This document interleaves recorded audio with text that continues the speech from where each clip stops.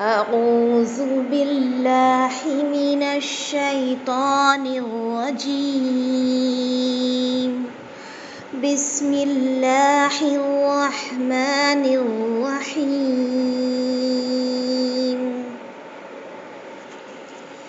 ولا ينفقون نفقة صغيرة ولا كبيرة ولا يقطعون واديا إلا كتب لهم ليجزيهم الله أحسن ما كانوا يعملون. وما كان المؤمنون لينفروا كافة فلولا نفر من كل فرقة منهم طائفة ليتفقهوا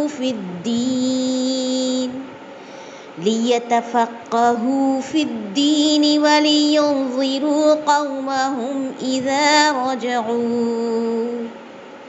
رجعوا إليهم لعلهم يحذرون. ترجمہ: اور جو کچھ چھوٹا بڑا انہوں نے خرچ کیا اور جتنے میدان ان کو طے کرنے پڑے، یہ سب بھی ان کے نام لکھا گیا تاکہ اللہ ان کے کاموں کا اچھا سے اچھا بدلہ دے. اور مسلمانوں کو یہ نہ چاہیے کہ سب کے سب نکل کھڑے ہوں، سو ایسا کیوں نہ کیا جائے کہ ان کی ہر بڑی جماعت میں سے ایک چھوٹی جماعت جایا کرے تاکہ وہ دین کی سمجھ بوجھ حاصل کریں اور تاکہ وہ لوگ اپنی قوم کو جب کہ وہ ان کے پاس آئیں ڈرائیں اور تاکہ وہ ڈر جائیں. دیکھیے، تھوڑا سا پہلے کا ہم دیکھیں گے کیا آیات تھیں. اللہ تعالیٰ نے مدینہ کے آس پاس کے رہنے والے اعرابی یعنی دیہاتیوں کو ذکر کیا تھا کہ وہ اللہ کے رسول صلی اللہ علیہ وسلم کو پیچھے چھوڑ کر چلے گئے کہ ان کو یہ زیبا نہ تھا. اور اللہ تعالیٰ نے فرما دیا کہ تم نہ اپنی جان کو ان کی جان سے عزیز سمجھو، یعنی ایمان کا تقاضا ہے، کیونکہ اللہ تعالیٰ کی راہ میں جو پیاس لگی، جو تھکان پہنچی، جو بھوک لگتی ہے اور جو دشمنوں کی خبر لیتے ہیں، ان سب کے لیے بہت بڑا اجر اللہ تعالیٰ نے تیار کر رکھا ہے. یعنی کہ ایمان لانے کے بعد اللہ کے رسول صلی اللہ علیہ وسلم کی طرف سے جو بھی پکار ہو اس پر لبیک کہنا اور اس کے دین کی استقامت کے لیے اپنی جانوں کی قربانیاں دینا، یہ جو تھا اس وقت کا تقاضا بھی تھا اور آج کا بھی تقاضا ہے. اللہ تعالیٰ ہماری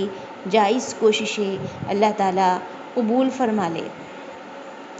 اور اللہ تعالیٰ ہمارے ایمان کو ثابت قدم کرے کہ جو ہمیں کرنا چاہیے اللہ تعالیٰ اس کے لیے ہمیں مزید ہمت حوصلہ عطا فرمائے.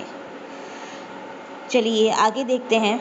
پھر کہا گیا کہ جو کچھ بھی چھوٹا بڑا انہوں نے خرچ کیا، جتنے میدان بھی طے کیے،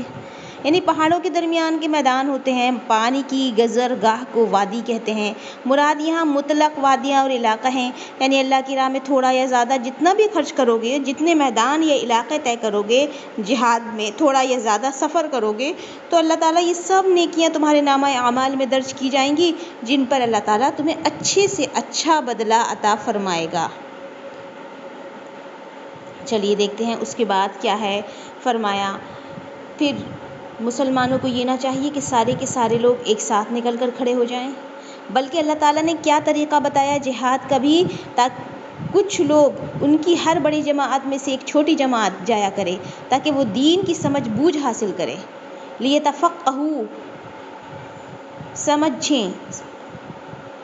اور تاکہ وہ لوگ اپنی قوم کو جب کہ وہ ان کے پاس آئیں ڈرائیں تاکہ وہ ڈر جائیں.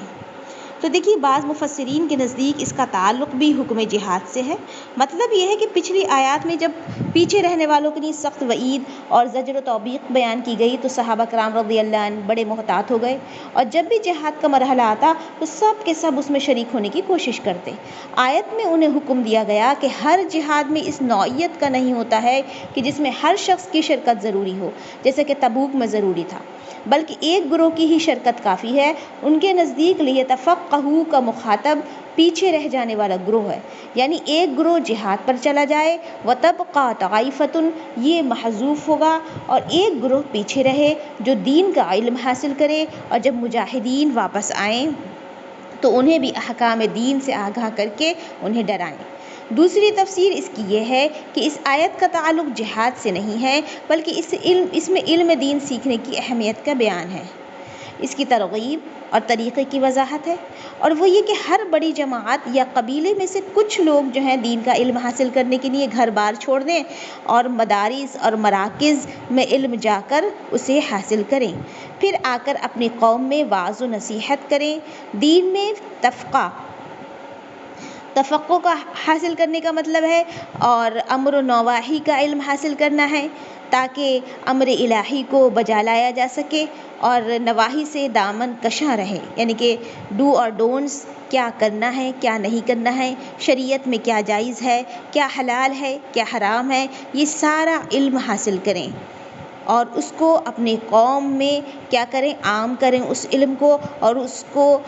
پر خود ثابت قدم رہنے کے ساتھ ساتھ بھی اس علم کو نافذ کرنے کی کوشش کریں۔ یہی جو ہے قوم کے اندر امر بالمعروف اور نہی عن المنکر کا فریضہ انجام دینا ہے۔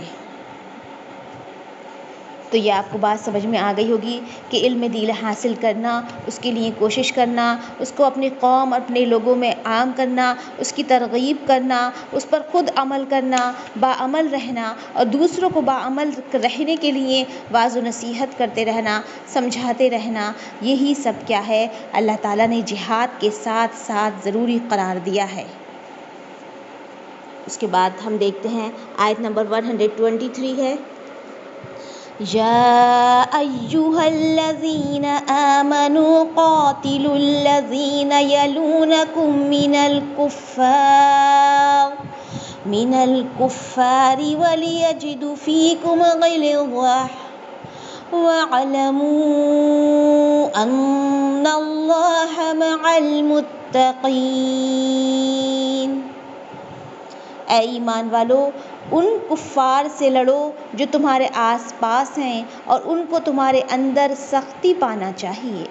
اور یہ یقین رکھو کہ اللہ متقی لوگوں کے ساتھ ہے۔ دیکھیے اس میں کافروں سے لڑنے کا ایک اہم اصول بیان کیا گیا ہے کہ اول فاول الاقرب فالاقرب کے مطابق کافروں سے جہاد کرنا ہے، دیکھیے جیسا کہ رسول اللہ صلی اللہ علیہ وسلم نے پہلے جزیرہ عرب میں آباد مشرکین سے قتال کیا، جب ان سے فارغ ہو گئے اور اللہ تعالیٰ نے مکہ، طائف، رئیس، یمن، یمامہ، حجر، خیبر اور حضرت موت وغیرہ اقالیم پر مسلمانوں کو غلبہ عطا فرمایا، اور عرب کے سارے قبائل فوج در فوج اسلام میں داخل ہو گئے، تو پھر اہل کتاب سے قتال کا آغاز ہو گیا، اور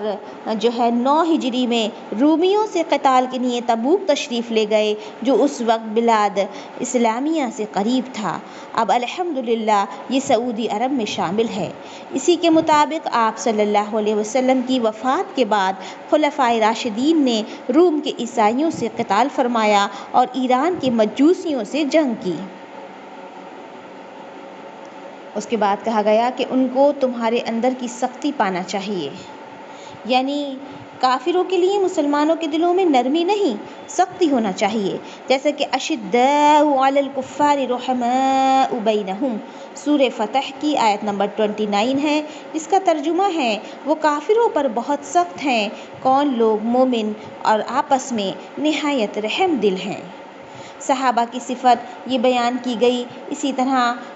کیا فرمایا، سورہ مائدہ کی آیت نمبر 54 ہے، اذلۃ علی المؤمنین اعزۃ علی الکافرین، وہ نرم دل ہوں گے مسلمانوں پر اور سخت دل ہوں گے، تیز ہوں گے کفار پر، یہ اہل ایمان کی صفت ہے۔ تو یہ آپ کو اچھی طرح سمجھ میں آ رہا ہوگا، مجھے بھی، کہ اللہ تعالیٰ نے